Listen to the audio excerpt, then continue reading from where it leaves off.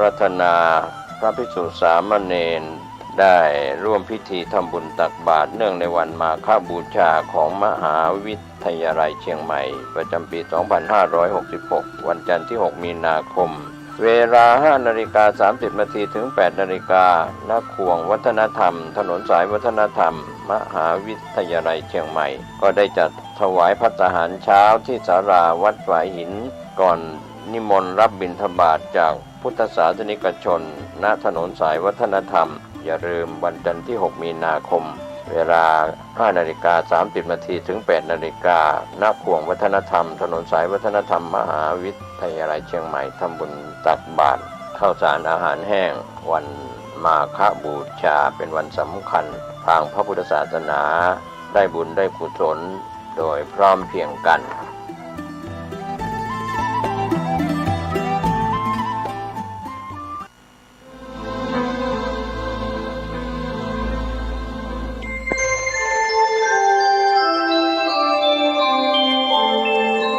ขณะนี้ท่านกำลังฟังสถานีวิทยุกระจายเสียง FM 104.5 เมกะเฮิรตซ์ขอความนอบน้อมจงมีแด่พระรัตนตรัยเจ้าสามประการพระรัตนตรัยองค์ที่หนึ่งคือพระพุทธเจ้าพระรัตนตรัยองค์ที่สองคือพระธรรมเจ้าพระรัตนตรัยองค์ที่สามคือพระอริยสังฆเจ้าข้าพระพุทธเจ้าขอเคารพนบนอบกราบไหว้แตบไตรไวสาคุณพระรัตนตรัยเจ้าถึงสามประการ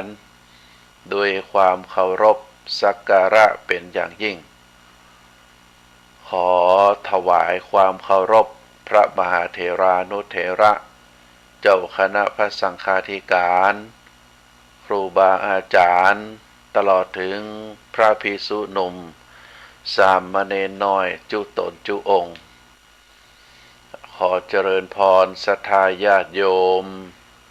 นักศีลนักบุญทั้งหลายต่อจากนี้ไปอาตมาภาพพระครูปริยัติกิจจาภิวัตรสำนักวัดพระสิงห์อำเภอเมืองจังหวัดเชียงใหม่จะได้น้อมนำเอาสารธรรมคติธรรมชาดกธรรมในต่างพระพุทธศาสนามามอบเป็นธรรมบรรณาการอาหารใจ คือกับท่านสาธุชน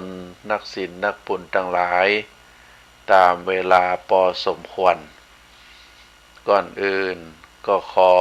อนุโมทนาทางคลื่นสถานีวิทยุคลื่นพระพุทธศาสนาแห่งนี้โดยการนำของท่านผู้อำนวยการที่ได้อนุเคราะห์ให้เวลาแก่อาตมาภาพได้นำเอาเรื่องราวในทางพระพุทธศาสนามามาจ๋าเพื่อท่านสาธุชนทั้งหลายได้รับฟังกันเมื่อรับฟังแล้วก็จะก่อให้เกิดสติปัญญาปารมีธรรมเกิดองค์ความรู้ความเข้าใจในเนื้อหาสาระธรรมคติธรรมชาดกธรรมเหล่านั้นเมื่อรู้เมื่อเข้าใจแล้ว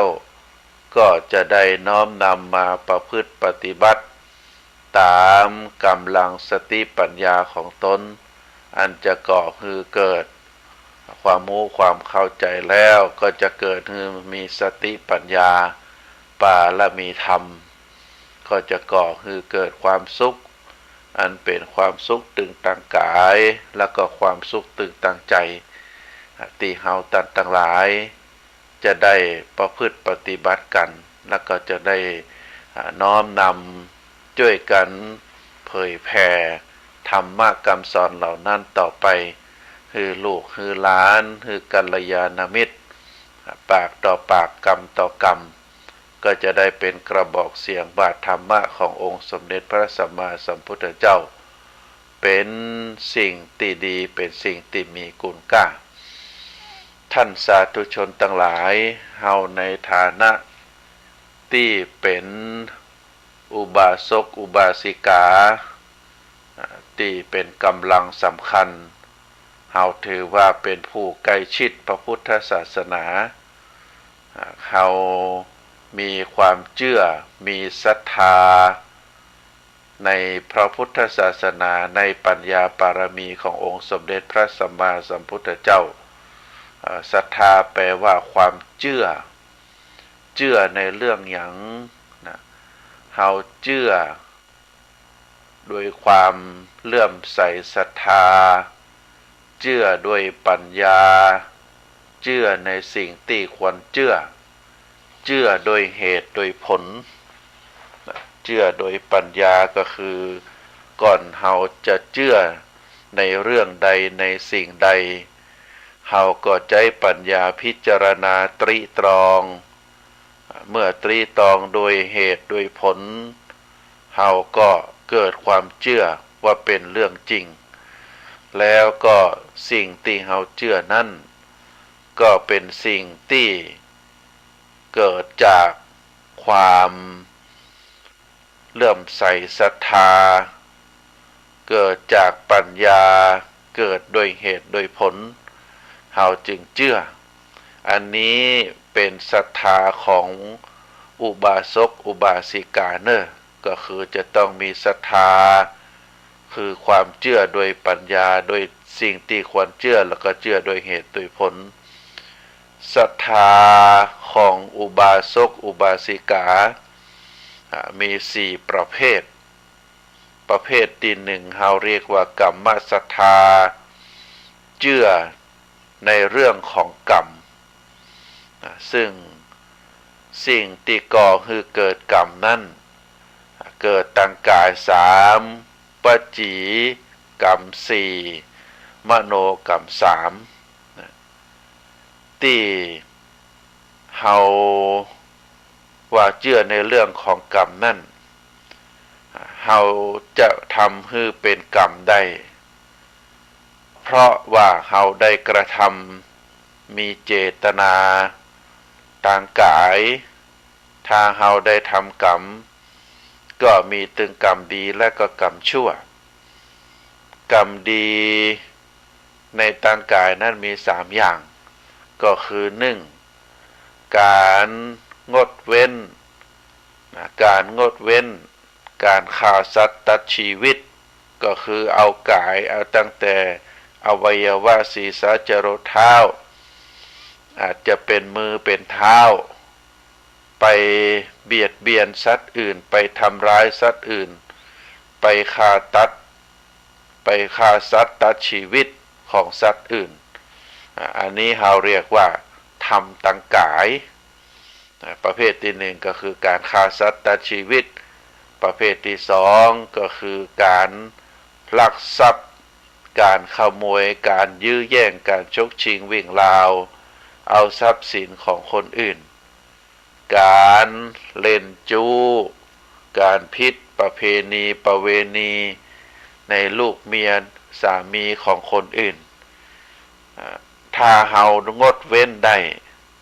ถึง3อย่าง3ประการก็คือเฮาเรียกว่ากายกรรม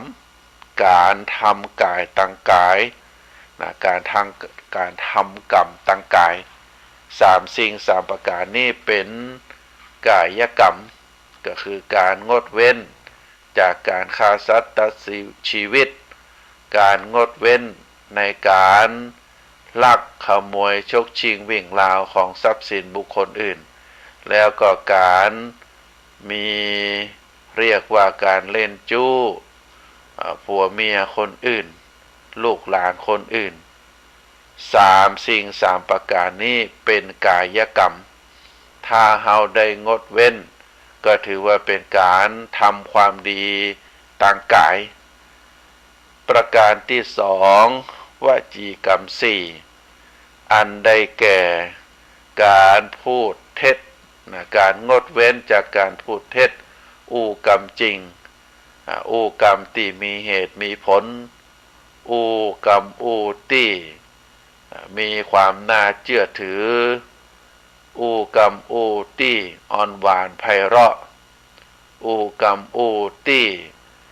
มีหลักมีฐานเป็นความจริงเป็นกรรมมีเหตุมีผลเป็นกรรมที่น่ารักเป็นกรรมที่เชื่อถือนะอันนี้เราเรียกว่าเป็นการกระทำกรรมดีทางวาจาแล้วส่วนมโนกรรมก็มี3ประการเนอะการบัโลภเอาของคนอื่นการบพยาบาทปองร้ายคนอื่นการที่เราได้หัน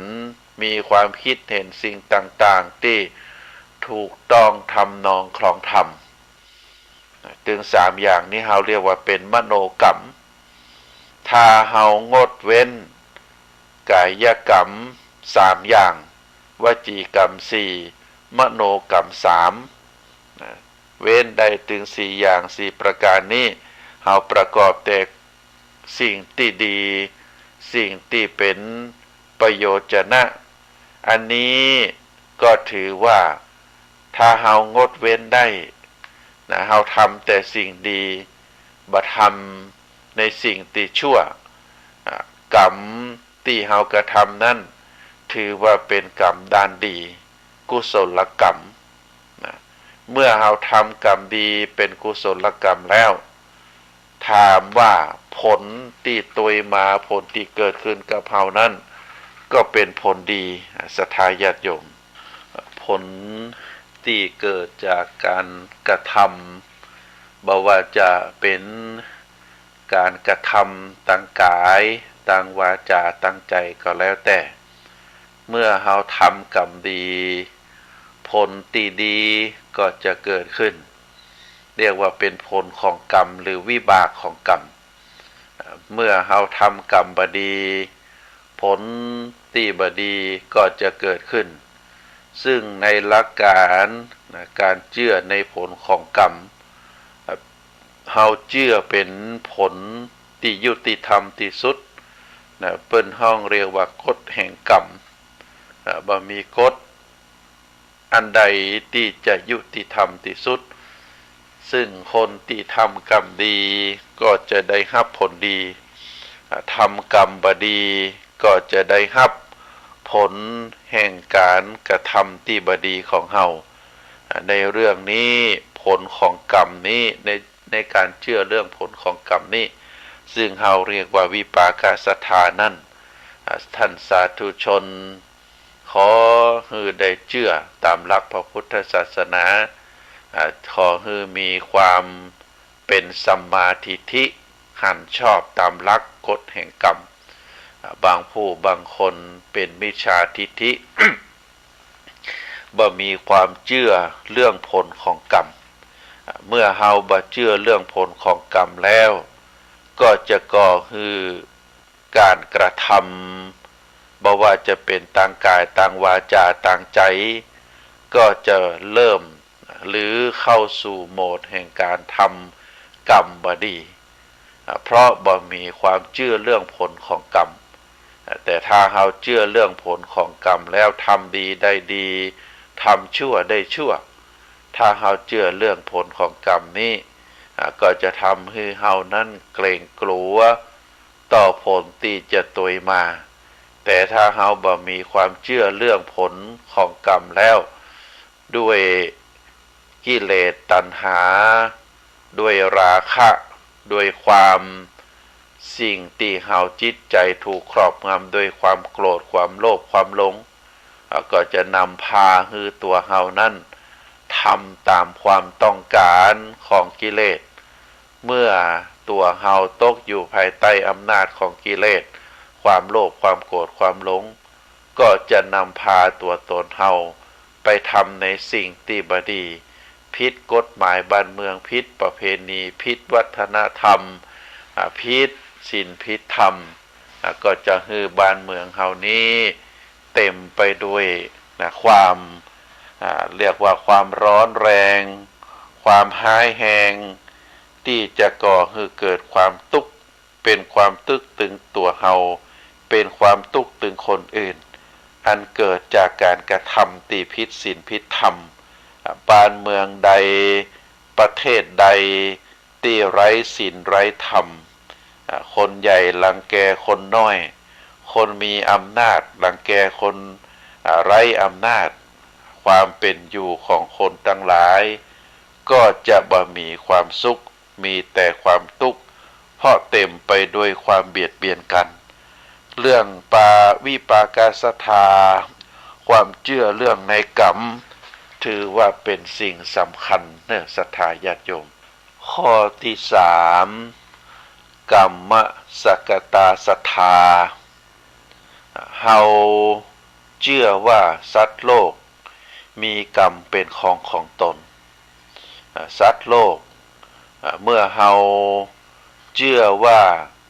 มีกรรมเป็นของตนแล้วกรรมย่อมจำแนกสัตว์ฮือดีฮือหยาบอันนี้ศรัทธาทั้งหลายเฮาบ่ต้องไปพอไกลนะพอในครอบครัวของเฮาพอในครอบครัวของเฮาจะหันได้ชัดที่สุดถึงแม้ว่าเฮานั้นมีพี่มีน้อง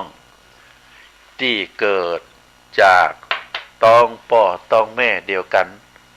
เกิดจากต้องแม่เดียวกันเฮาเรียกว่าการตัวกันออกมาเมื่อออกมาแล้วได้เจริญเติบโตเฮาจะหันว่าพี่น้องของเฮาแต่ละคนนั้น จะมีนิสัยที่บ่เหมือนกันจะมีนิสัยที่บ่เหมือนกันนิสัยที่บ่เหมือนกันนั้นเฮาหันได้ชัดบางคนเป็นนิสัยแบบนี้อาจจะเป็นอ้ายเป็นน้องเฮาก็แล้วแต่จะมีนิสัยบ่เหมือนกันรูปร่างหน้าตาเป็นลูกแม่เดียวกันอาจจะมีความคล้ายคลึงกันแต่ก็จะบ่เหมือนกันเมื่อรูปร่างหน้าตาบ่เหมือนกันนิสัยใจคอบ่เหมือนกันโดยเฉพาะความขยันความหมั่นเพียรความมีศรัทธาในพระพุทธศาสนาการที่เป็นกรรมอูกรรมจาก็จะแตกต่างกันที่แตกต่างกันนั้นก็เพราะว่าคนเฮาต่างก็มีกรรมเป็นของตนมีกรรมหล่อเลี้ยงมีกรรมจำแนกคือมีความหยาบมีความละเอียดอ่อนที่บ่เหมือนกันโดยเฉพาะนิสัยใจคอจะบ่เหมือนกันบางคนจะมีนิสัยเป็นลักษณะแบบนี้นิสัยเป็นลักษณะแบบนั้นบางคนเป็นคนที่มีนิสัยเป็นไปในสายบุญก็คือชอบทำบุญชอบทำทานชอบช่วยเหลือคนอื่นอันนี้เป็นสายบุญบางคนชอบสายที่มีความสนุกสนานเพลิดเพลินชอบชอบเล่นชอบกินก็เป็นแหมนิสัยแบบหนึ่งบางคนก็เป็นคนที่มีนิสัยประหยัดอดออมหันคุณค่าของเงินหันประโยชน์เอาเงินต่างหลายใจจ่ายใจสอยในเรื่องที่มีคุณมีประโยชน์สิ่งใดที่บ่มีคุณบ่มีประโยชน์บ่ใจจ่ายใจสอยใจที่มีความจำเป็นบางผู้บางคน ก็เป็นคนมัธยัสถนีก็จะเก็บอย่างเดียวบ่เอาเงินทองมาใจจ่ายใจสอยอย่างเป็นต้นเพราะฉะนั้น ท่านทั้งหลายในฐานะที่เฮาเป็นเจ้าพุทธเฮาก็จำเป็นจะต้องมีความเชื่อในเรื่องกรรมสกตาศรัทธาสัตว์โลกมีกรรมเป็นของตนเฮาเกิดมาก็เพราะกรรมเฮาเป็นอยู่ก็เพราะกรรม แต่ถ้าเรามีสติปัญญาได้ศึกษาห้ำเพียรตามหลักธรรมในทางพระพุทธศาสนาตั้งแต่วันนี้เป็นต้นไปเมื่อเราเชื่อว่ากรรมเป็นของตนกรรมเป็นผู้ที่จำแนกคือเราเป็นคนดีหรือเป็นคนบดีเป็นคนหยาบหรือเป็นคนละเอียดมีกรรมเป็นเครื่องหล่อเลี้ยงชีวิตเราก็จะได้เริ่มทำกรรมดีตั้งแต่บัดนี้เป็นต้นไปเฮาบ่ทำกรรมชั่วกรรมนี้บ่ว่าสมัยใหม่สมัยเก่าก็ยังมีผลต่อการกระทำมีผลต่อบุคคลทั้งหลายนะถึงแม้ว่าจะเกิดมาในตระกูลดี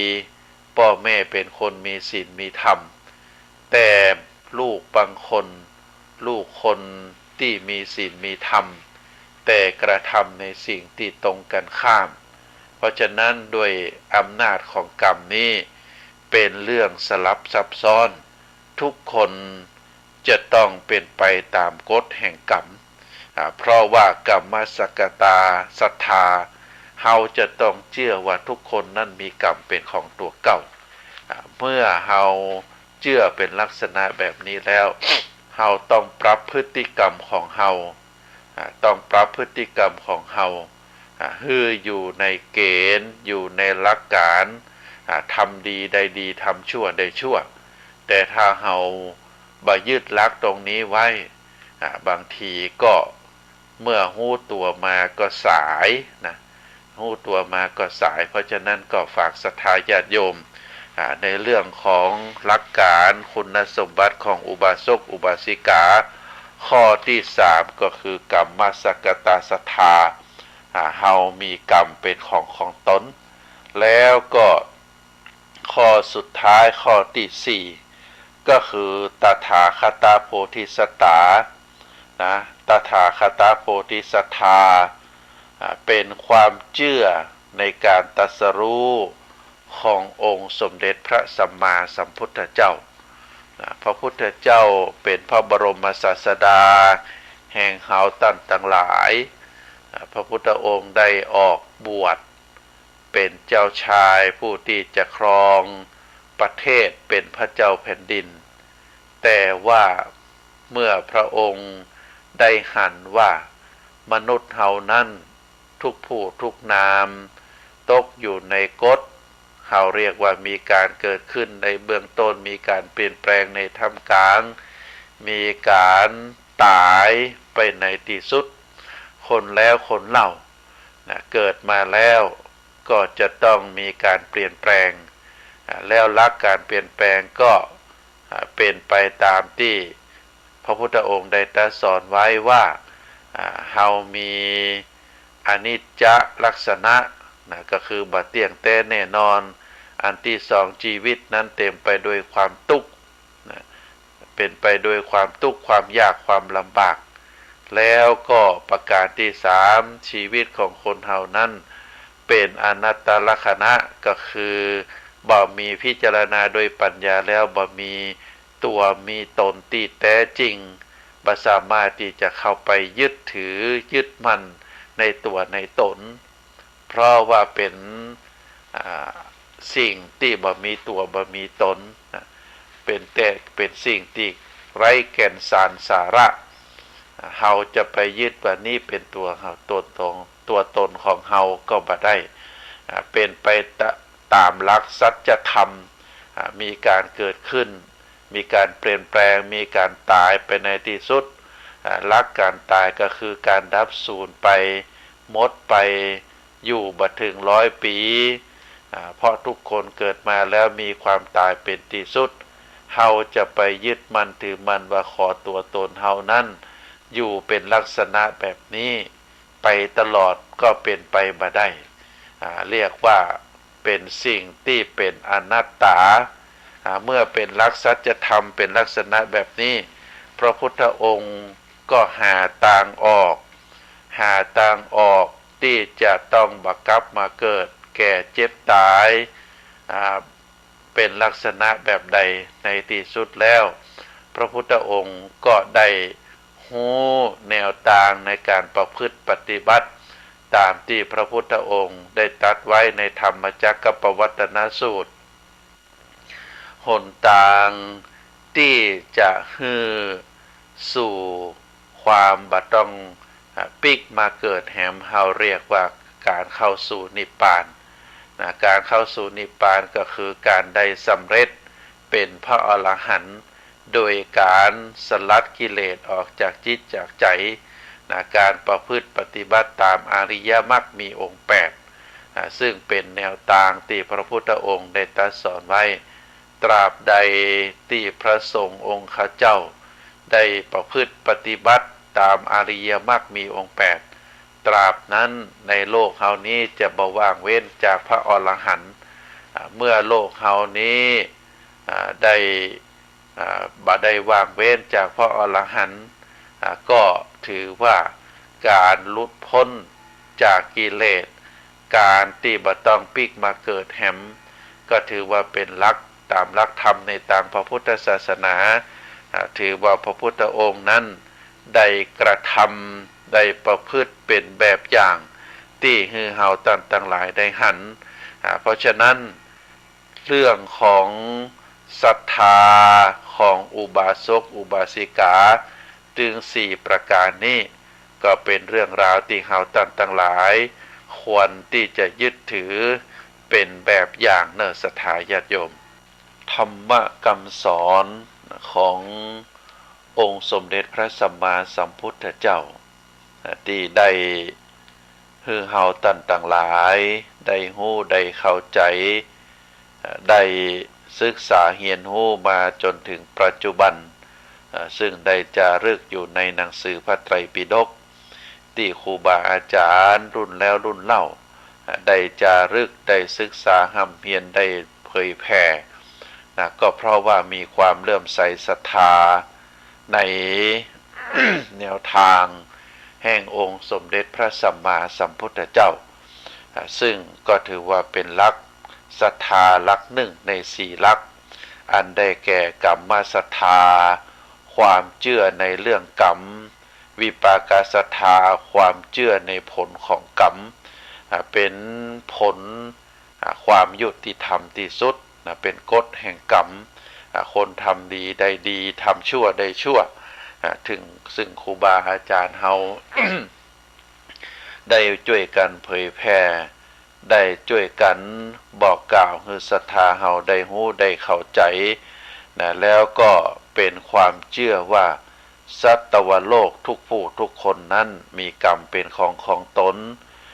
กรรมนั้นย่อมจำแนกคือเป็นสัตว์ที่ดีหรือเป็นสัตว์ที่หยาบก็เพราะว่าอำนาจแห่งกรรมคนในโลกนี้มีความละเอียดมีความหยาบด้านนิสัยใจคอด้านร่างกายเฮาหันได้ชัดบุคคลบางคนถึงแม้ว่าเป็นลูกพ่อแม่เดียวกันก็มีนิสัยบ่เหมือนกันมีหน้าตาบ่เหมือนกันมีอายุสั้นอายุยาวบ่เหมือนกันตายโดยเหตุอันตยมาก็บ่เหมือนกันเพราะฉะนั้นเป็นความเชื่อข้อที่3ข้อที่4ก็คือเป็นความเชื่อในการตรัสรู้ขององค์สมเด็จพระสัมมาสัมพุทธเจ้าเชื่อในพระธรรมคำสอนขององค์สมเด็จพระสัมมาสัมพุทธเจ้าอันนี้เป็นหลักการเป็นศรัทธาเป็นความเชื่อของอุบาสกอุบาสิกาเฮาเนอศรัทธาญาติโยมเพราะฉะนั้นเฮาท่านทั้งหลายในฐานะที่เป็นอุบาสกอุบาสิกาเกิดมาปะพระพุทธศาสนาเฮาก็ถือว่าพระพุทธศาสนานั้นเหมือนกับบ้านเฮือนเฮาจะไปที่ไหนไปทำการทำงานเฮาก็จะต้องปิกมาบ้านมาเฮือนของเฮาได้อาศัยรับอาศัยนอนอาศัยพักผ่อนโดยความแคล้วคลาดปลอดภัยด้วยความสบายใจศาสนาก็เหมือนกับบ้านเฮือน นะเฮาจะทำกรรมจะใดก็แล้วแต่มันเป็นความเชื่อเฮาจะต้องยึดหลักศาสนาเป็นที่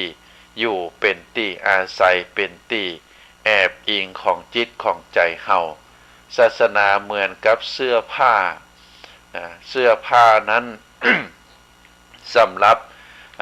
ใจนุ่งห่มให้เกิดความงดงามให้เกิดความเชื่อมั่นบ่ให้อุจจาตานะบ่ให้หนาวบ่ให้ร้อนเสื้อผ้าใส่เพื่อที่จะให้เกิดความงดงามกับตัวเก่าศาสนาก็เหมือนเดียวกันศาสนานั้นเหมือนเสื้อผ้าเฮานับถือศาสนาเชื่อในหลักศาสนาก็เพราะว่าเฮามีความเชื่อมีศรัทธาประพฤติปฏิบัติตามเมื่อเฮาประพฤติปฏิบัติตามก็เกิดความงดงามเกิดความดีงามคนทั้งหลายเปิ้นหันเฮาแล้วก็เลื่อมใสเฮาก็เพราะว่าเฮานั้นเป็นคนมีศีลมีธรรมยึดหลักธรรมทางศาสนาบ่าได้ผิดศีลผิดธรรมถ้าคนไหนประพฤติปฏิบัติผิดศีลผิดธรรมแล้วคนทั้งหลายก็บ่เลื่อมใสศรัทธาคนทั้งหลายก็ก่อให้เกิดคำติฉินนินทาได้เพราะฉะนั้นศาสนานั้นเหมือนกับเสื้อผ้าเป็นเกราะป้องกันบ่ให้เฮาได้ทำในสิ่งที่บ่ดีบ่งามต่อไปศาสนานั้นเหมือนอาหารเฮาก็ถือว่าเป็นอาหารใจเนอะศรัทธาญาติโยมชีวิตร่างกายของเฮาอยู่ได้ก็เพราะอาหารทุกวันนี้วันไหนเฮาบ่ได้กินอาหารเฮาก็จะมีความหิวเมื่อมีความหิวแล้วก็ทำให้ร่างกายนั้นบ่สามารถที่จะดำรงคงขันอยู่ได้ทำให้เจ็บไข้ได้ป่วยบ่มีเหี่ยวบ่มีแห้งก็คือเกิดเป็นอันตรายต่อชีวิตได้ศาสนาก็เหมือนกับอาหารที่หล่อเลี้ยงจิตใจของเฮามีกำลังใจที่จะต่อสู้อย่างเช่นเฮาเชื่อว่าทำดีได้ดีทำชั่วได้ชั่วเฮาเชื่อว่าเฮาได้อุปถากอุปถัมภ์บำรุงพ่อแม่ผู้มีพระคุณครูบาอาจารย์ถือว่าเป็นคุณงามความดีเฮาทำกรรมดีเฮาก็จะได้รับผลดีเฮาทำกรรมบดีเฮาก็จะได้รับกรรมบดีอันนี้เป็นความเชื่อเป็นสิ่งที่เฮาเชื่อในจิตในใจของเฮาเพราะฉะนั้นเฮาก็จึงได้ยึดถือเป็นหลักได้กระทำในสิ่งที่ดีละกรรมที่บดีเพราะฉะนั้นเป็นความเชื่อนี้เป็นอาหารใจนะเป็นอาหารทางใจศาสนาก็เหมือนกับอาหารเหมือนเดียวกันศาสนาเหมือนกับน้ำ น้ำเฮาอาหารนี่บางทีเฮาอาจจะกินวันละมื้อแต่น้ำนี่เฮาจะต้องดื่มตลอดมีความจำเป็นนะเพราะฉะนั้นศาสนาก็เหมือนกับน้ำก็คือความเมตตานะความเอื้ออาทรนะเปรียบเหมือนกับความเมตตาความเอื้ออาทรนะน้ำอยู่ที่ไหนนะก็จะมีพืชพันธุ์ธัญญาหารเจริญขึ้นน้ำอยู่ตรงไหนสิ่งสาราสัตว์ก็จะมาอาศัยน้ำศาสนาก็เหมือนเดียวกันคนเฮามีศาสนา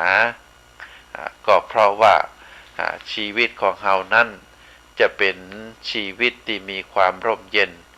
เป็นชีวิตที่มีที่พึ่งเป็นชีวิตที่อยู่ด้วยความฮักความปรารถนาดี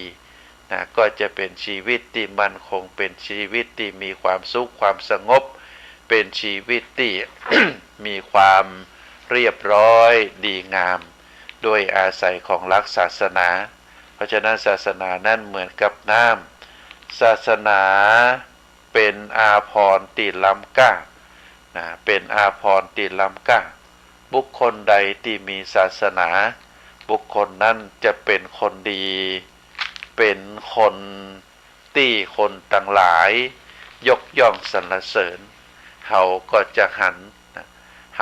ครูบาอาจารย์ค ครูบาเจ้าศรีวิจัยหลวงปู่มั่นครูบาอาจารย์ที่เป็นคนมีศีลมีธรรมอย่างครูบาเจ้าศรีวิจัย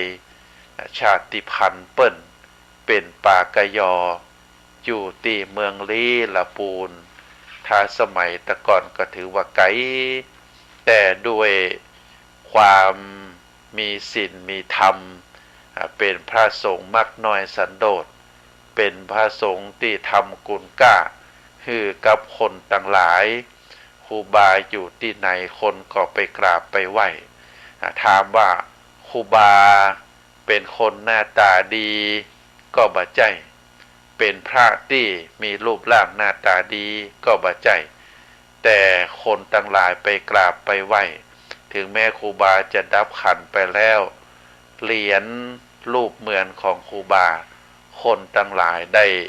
ยึดได้ถือรูปแม้แต่จะเป็นแผ่นกระดาษ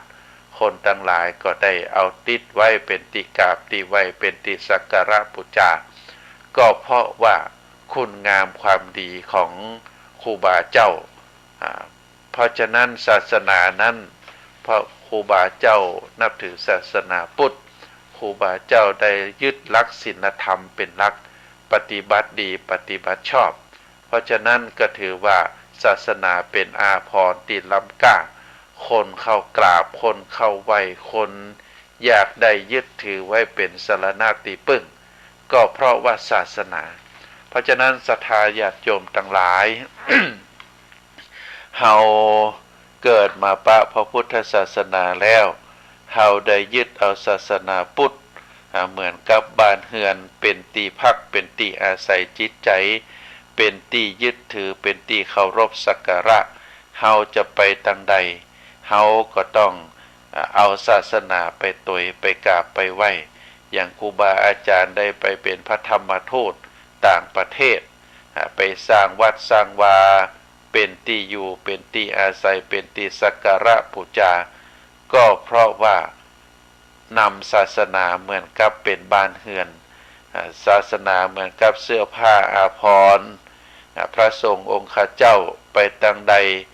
ก็ได้ห่มผ้าไตรจีวรผ้ากาสาวพัสไปประกาศพระศาสนาว่าอันนี้คือศาสนาพุทธเป็นเครื่องนุ่งห่มของพระสงฆ์องค์ข้าเจ้าศรัทธา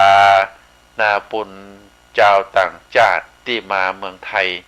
มาแอววัดมาแอววาหันพระสงฆ์องค์ข้าเจ้าเปิ้นก็ยกมือไหว้ก็สวัสดีก็เพราะว่ามีความเชื่อหันสัญลักษณ์เป็นเสื้อผ้าเพราะฉะนั้นการที่เฮาได้ประกาศตนเป็นเจ้าพุทธก็เพราะว่าเฮามีความเลื่อมใสศรัทธาศาสนาเป็นเครื่องสัญลักษณ์ว่าอันนี้คือศาสนาพุทธก็เหมือนกับเสื้อผ้าอาภรณ์ศาสนาเหมือนกับอาหารเฮาก็จะต้องดื่มต้องกินอาหารชีวิตเฮาเป็นอยู่ได้ก็เพราะอาหารชีวิตเฮามีอาหารเลี้ยงกายแต่ว่าทางด้านจิตใจของเฮาก็จำเป็นจะต้องมีศาสนาเป็นเครื่องหล่อเลี้ยงศาสนาเหมือนกับน้ำอันได้แก่ความเมตตาปราณีอยู่ที่ไหนก็เป็นที่อาศัยของสัตว์อื่นเป็นที่อาศัยของผู้ที่มาเคารพนับถือเพราะฉะนั้นความเมตตาความกรุณาความมุทิตาความอุเบกขาพรหมวิหารเหล่านี้เหมือนกับเป็นหลักศาสนาเหมือนกับน้ำคือความชุ่มเย็นแก่ผู้ที่นับถือแล้วก็ศาสนานั้นเปรียบเหมือนอาภรณ์ที่ล้ำค่าตัวตนเฮาครูบาอาจารย์ก็เป็นตัวตนเป็นร่างกายก็เหมือนกับเฮาบ่ได้อาบน้ำก็เหม็นบ่ได้คัดชีชวีวันก็ทำให้ความเศร้าหมองมีเหงื่อมีไข้เหมือนเดียวกันซึ่งหลักการเหล่านี้ก็ถือว่าเป็นไปตามนั้นมีการเกิดขึ้นมีการแก่มีการตายแต่ว่าด้วยความมีศาสนามีศีลธรรมทำให้ครูบาอาจารย์เป็นที่กราบเป็นที่ไหว้เป็นที่สักการะบูชาของคนทั้งหลายก็เพราะศีลเพราะธรรมเพราะฉะนั้นในเรื่องของศาสนานี้เฮาจำเป็นที่จะต้อง อาศัยหลักธรรมคำสอนอาศัยหลักศาสนาเป็นตีจั่งตีปึ้งจึงได้ถือว่าเฮานั้นได้เกิดมาปะพระพุทธศาสนาศรัทธาญาติโยมท่านใดได้มีความเชื่อมีศรัทธาตามที่ว่ามาแล้วก็ได้มีความรู้ความเข้าใจในการนับถือพระพุทธศาสนาโดยอาศัยศาสนาคำสอนขององค์สมเด็จพระสัมมาสัมพุทธเจ้าเป็นที่จั่งเป็นที่ปึ้งเป็นที่เคารพสักการะบูชาได้ยึดถือเป็นหลักในตังเป็นได้ยึดถือเป็นหลักในชีวิตของตัวเก่าเฮาก็ถือว่าท่านทั้งหลายนั้นได้เป็นพุทธบริษัท เป็นอุบาสกอุบาสิกาที่เข้าใจในหลักธรรมคำสอนขององค์สมเด็จพระสัมมาสัมพุทธเจ้าเมื่อเฮาได้ประพฤติปฏิบัติตามที่ว่ามาก็ชื่อว่าเฮานั้นเป็นคนแก่อย่างมีคุณค่าเป็นคนชราอย่างมีคุณภาพ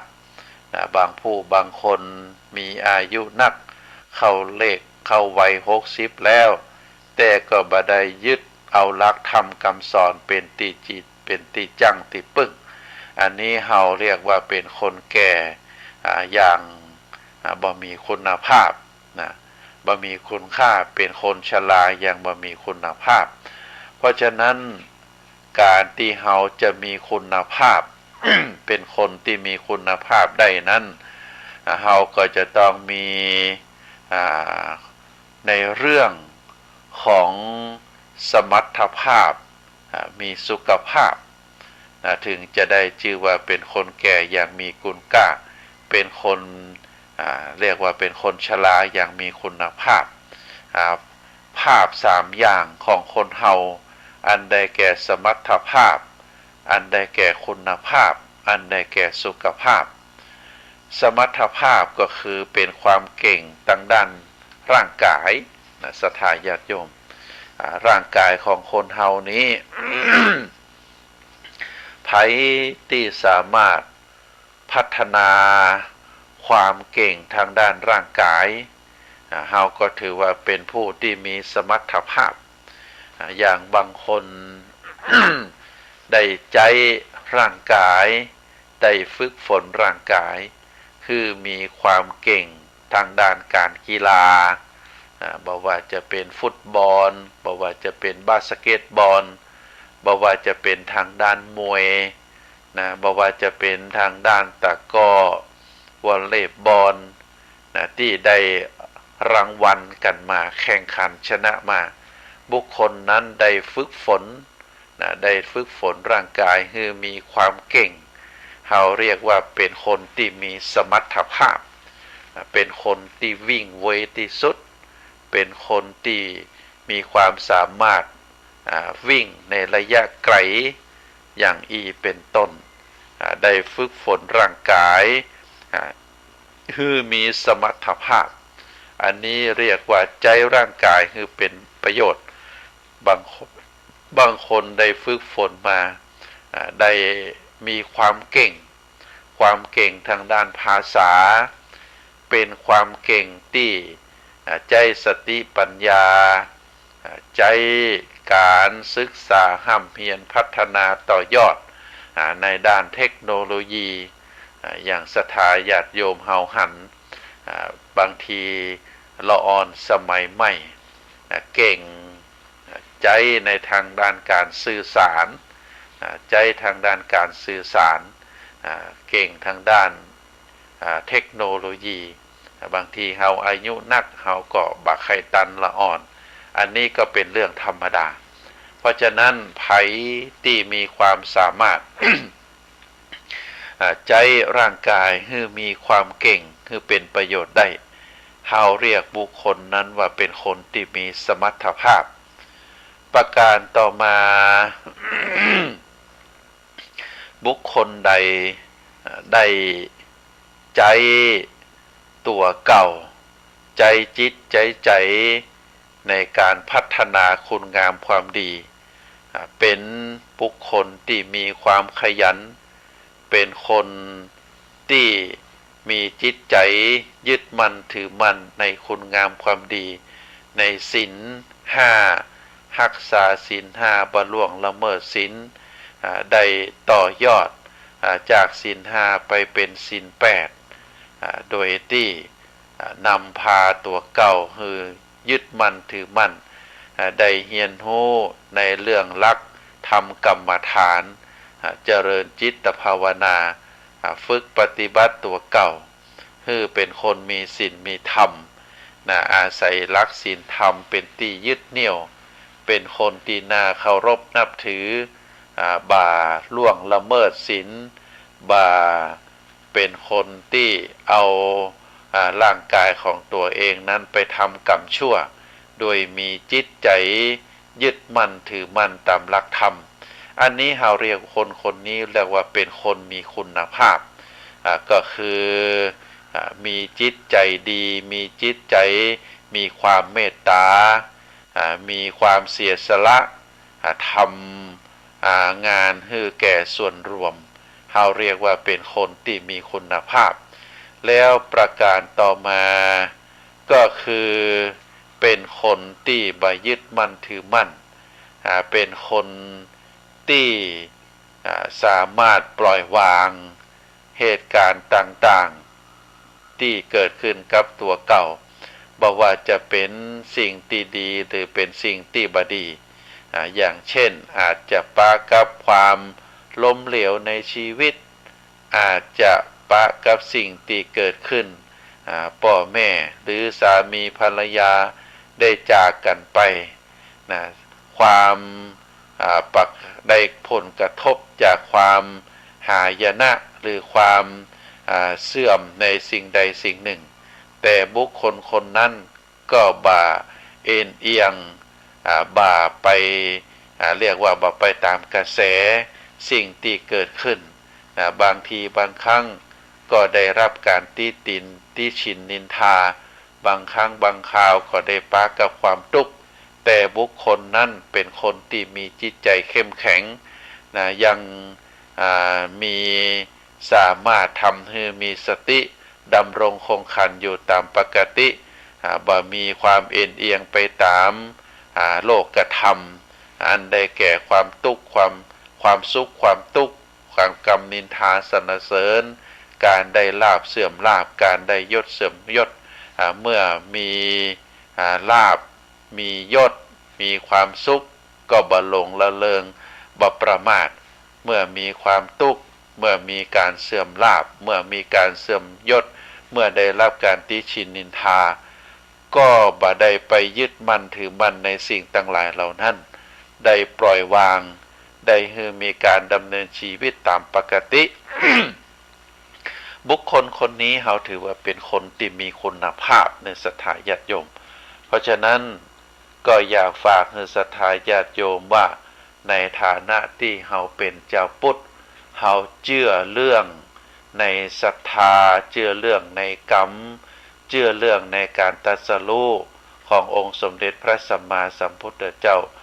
เชื่อในเรื่องของการมีผลของกรรมมีวิบากแห่งกรรมเป็นของตน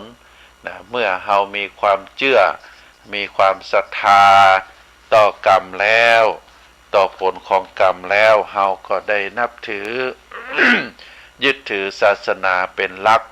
เป็นที่จังเป็นที่พึ่งเมื่อเราได้ยึดถือเป็นลักษณะแบบนี้แล้วเชื่อว่าเรานั้นได้มีความแก่อย่างมีคุณค่าเป็นคนมีชราอย่างมีคุณภาพคุณภาพของเราจะเกิดขึ้นได้ก็มีภาพ3ภาพก็คือสมรรถภาพคุณภาพสุขภาพตามที่ว่ามาอันนี้ก็ขอฝากคือศรัทธาญาติโยมได้รู้ได้เข้าใจในเรื่องของการได้เกิดมาพระพุทธศาสนาได้มีความเลื่อมใสศรัทธาต่อองค์สมเด็จพระสัมมาสัมพุทธเจ้าได้มีความเลื่อมใสศรัทธาต่อพระธรรมคำสอนได้มีความศรัทธาเลื่อมใสในหลักธรรมคำสอนขององค์สมเด็จพระสัมมาสัมพุทธเจ้า ในช่วงท้ายของรายการอาตมาภาพขอประชาสัมพันธ์งานบุญเนอะได้รับแจ้งจากหลวงพ่อท่านพระครูเจ้าอาวาสวัดเกตการามได้ประชาสัมพันธ์แจ้งให้ศรัทธาญาติโยมได้รับทราบว่าในวันจันทร์ที่ 6 มีนาคมเป็นวันมาฆบูชาเป็นวันสำคัญทางพระพุทธศาสนาที่วัดเกตการามตำบลวัดเกตเปิ้นจะมีการหล่อระฆังนะหล่อระฆัง